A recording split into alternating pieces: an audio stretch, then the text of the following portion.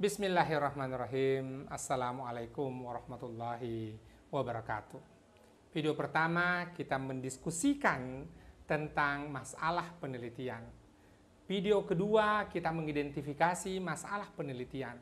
Saat ini kita kemudian sampai pada video yang ketiga, akan mendiskusikan tentang bagaimana merumuskan masalah penelitian itu sendiri.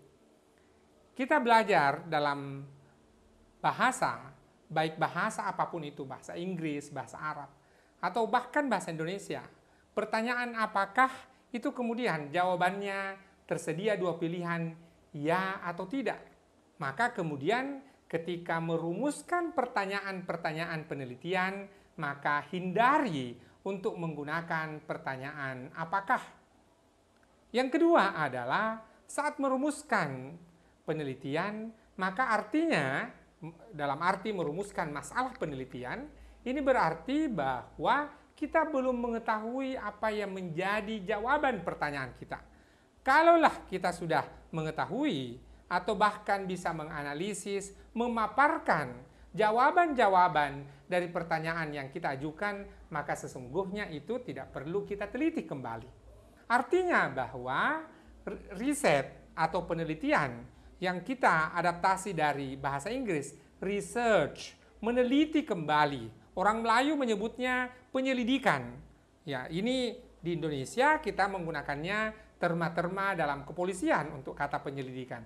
Tetapi kemudian saat meneliti ini adalah kita mengidentifikasi, mengecek kembali. Boleh jadi penelitian ini sudah pernah dilakukan oleh orang lain di tempat yang lain, tetapi kemudian kita mau lakukan penelitian di tempat kita dengan satu sudut pandang yang baru, atau boleh jadi adalah analisis yang baru, atau mungkin ada kondisi yang lain yang memungkinkan kita harus menelitinya kembali. Walaupun saya sudah kemukakan bahwa karakteristik sebuah skripsi adalah mendeskripsikan, hanya kemudian melihat sebuah fenomena, atau kemudian menarik sebuah teori, atau adakah sebuah diagnosis, atau kemudian masalah dalam pembelajaran yang kita sebut dengan penelitian tindakan kelas. Oleh karenanya, saat meneliti ini, maka yang menjadi crucial, yang menjadi penting adalah pertanyaan penelitian itu. Karena ini yang pada saatnya akan kita jawab. Kita akan verifikasi ke lapangan, atau kemudian kita lakukan pengumpulan data.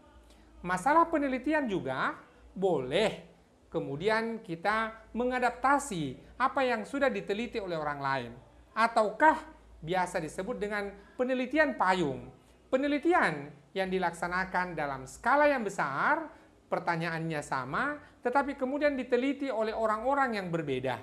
Ini mungkin bukan menjadi tradisi di Indonesia, tetapi yang bisa kita lakukan adalah ketika kita mendapatkan satu penelitian, satu tanda tanya, maka tanda tanya yang ada di negara lain atau di kawasan lain boleh jadi kemudian kita adaptasi, atau kemudian kita ubah suai, atau bahkan kemudian kita lakukan dalam skala kita masing-masing.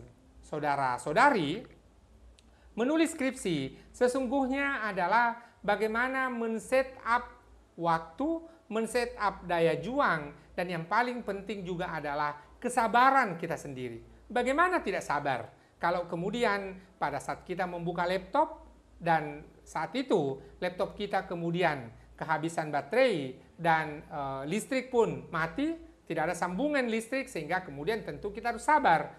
Ketika kemudian menulis sebuah skripsi, tidak hanya soal kecerdasan atau kepintaran dalam arti menulis itu sendiri, karena ini adalah kemahiran ataupun keterampilan di mana dapat dipelajari. Maka saya sudah kemukakan sebelumnya bahwa menulis skripsi adalah sesungguhnya akumulasi dari aktivitas ataupun latihan-latihan yang kita lakukan mulai dari satu semester pertama dan beranjak kepada satu semester yang lain, yang pada akhirnya kita berada di semester ke-8 saat ini. Akumulasi-akumulasi inilah yang kemudian kita jadikan sebagai bahan belajar. Saudara-saudari, oleh karenanya merumuskan masalah penelitian harus kemudian kita lakukan secara cermat.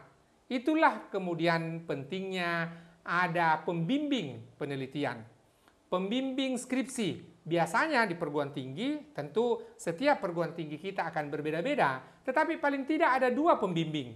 Pembimbing pertama dan pembimbing kedua akan membantu Anda dalam merumuskan masalah penelitian. Paling tidak pembimbing kedua-duanya akan kemudian mengecek bagaimana perkembangan progres Anda dari waktu ke waktu, termasuk adalah melihat bagaimana skripsi Anda ditulis sesuai dengan standar perguruan tinggi ataupun pedoman penulisan akademik yang diterbitkan masing-masing perguruan tinggi. Maka kembali lagi, saya ingin mengemukakan soal kesabaran, soal istiqomah, ya, keberlanjutan, dan yang paling penting adalah ini ibaratnya seperti lari maraton. Kalau kita lari maraton, maka pelan-pelan di awal, yang penting bisa melangkah, lari, dan kemudian ketika 100 meter menjelang finish, baru kemudian kita lari kembali. Ini juga boleh kita lakukan ketika kita menulis skripsi. Di awal-awal kita jadwalkan, istiqomah dan sebagainya. Boleh jadi ketika deadline atau batas akhir pengumpulan skripsi, kemudian kita tancap gas di situ. Oleh karenanya adalah rumusan masalah yang tadi, yang kemudian diverifikasi atau dicek oleh pembimbing kita, menjadi sebuah kesempatan. Ini adalah permulaan garis start kita. Karena kita sudah menemukan masalah, sudah menemukan state of the art, apa yang sudah dipublikasikan oleh orang. Maka langkah yang ketiga yang kita perlu lakukan juga adalah merumuskan masalah penelitian itu secara tepat. Ketika rumusan masalah ini keliru, maka kita akan berada di jalan yang keliru. Olehnya, gunakan kesempatan bertemu dengan pembimbing, gunakan kesempatan untuk berdiskusi dengan pembimbing. Dengan demikian, proses demi proses yang kita lalui akan kemudian menjadi sebuah penulisan skripsi yang diterima sebagai salah satu syarat kelulusan. Selamat bekerja. Billahi taufiq wal hidayah. Wassalamualaikum warahmatullahi wabarakatuh.